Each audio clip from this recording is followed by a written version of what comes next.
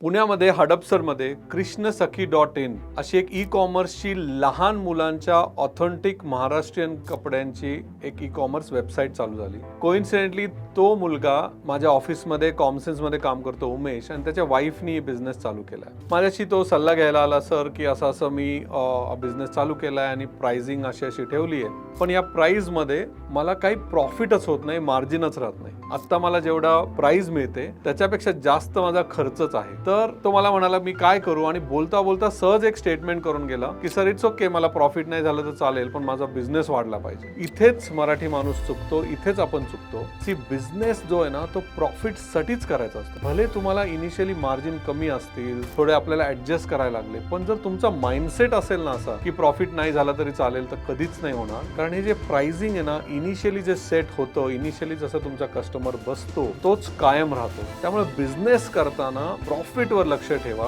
Quality तर definitely जरुरी आहे, पण प्रॉफिट साठी बिझनेस करा. कृष्णसखी.in आय नो जेन्युइन आहे, खूप ऑथेंटिक आहे. मी पण स्वतः त्याचे प्रॉडक्ट पाहिले, खूप चांगला चाललाय त्याचा बिझनेस. पण उमेशला एकच सल्ला देईल की प्रॉफिट वर थोडंसं लक्ष ठेव.